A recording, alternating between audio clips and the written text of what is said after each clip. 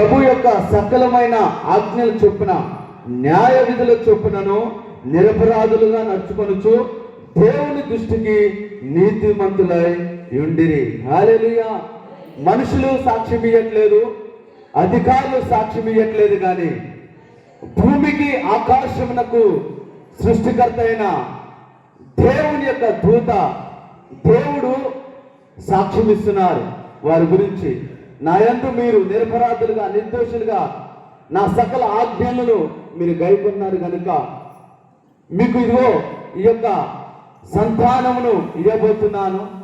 అతను మీ గర్భమును పుట్టినందున మీరే కాదు, మీ కుటుంబ సభ్యులే కాదు, మీ రక్త సంబంధులే కాదు, అనేక ప్రజలు సంతోషిస్తారంట. ఈ కాలంలో చూసుకుంటే అనేకులు కాదు కానీ, రక్త సంబంధులు కాదు కానీ, ఇంట్లో తల్లిదండ్రులే తమ బిడ్డలను బట్టి ఎంతగానో వేదన పడుతున్నారు, దుఃఖిస్తున్నారు. వారు చేసే చెడు కార్యాలను బట్టి, తిరిగే తిరుగులను బట్టి ఎంతగానో దుఃఖిస్తున్నారు. కుమార్తెకి తల్లి చెప్పుకోలేకపోతుంది, కుమారుడికి తండ్రి చెప్పుకోలేకపోతున్నారు. ఎందుకంటే వీరు కూడా అదే పాటలో ఉన్నారు. కానీ జకరియా, ఎలిజబెత్ దేవుని సకల ఆజ్ఞల చొప్పున పరిశుద్ధముగాను నీతిగాను దేవుని కొరకు వారు జీవిస్తున్నారు, దేవుని యొక్క సేవలో ఉన్నారు.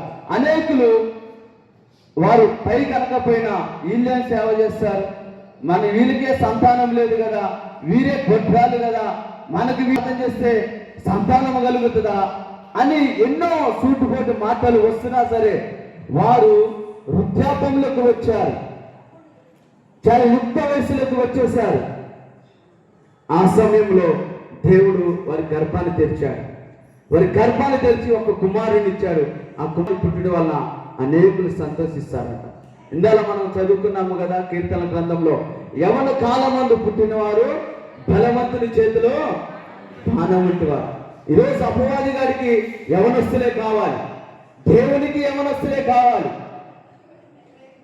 మన క్రిస్టియన్ సొసైటీ సర్వే ప్రకారము ఈరోజు దేవునికి వ్యతిరేకంగా లేస్తున్న వారు టీనేజ్లో ఉన్నవారు యవనస్తులే.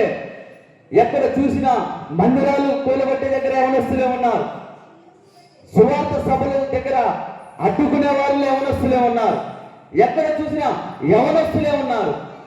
కానీ దేవుని చేతిలో వాడబడాల్సిన యవనస్తులు అపవాది చేతిలో వాడబడుతున్నారు.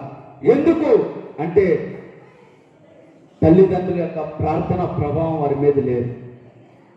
సమయంలో ఒక న్యాయాధిపతిగా, ఒక యాజకుడుగా, ఒక దీర్ఘదర్శకుడుగా, ఒక ప్రవక్తగా ఉండడానికి గల కారణం ఏంటంటే తన తల్లి చేసిన ప్రార్థన.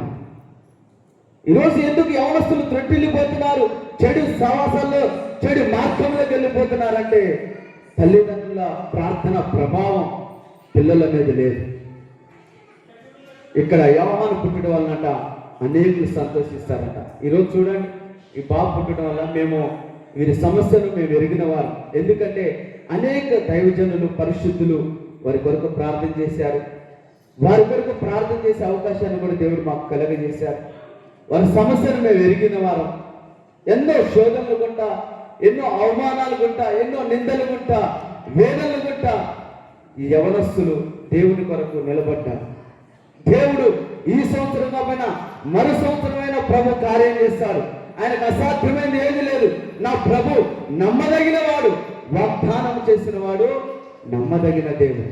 ఆయన పరిశుద్ధుడు, నీతిమంతుడు అని దేవుడి మీద ఆధారపడ్డారు.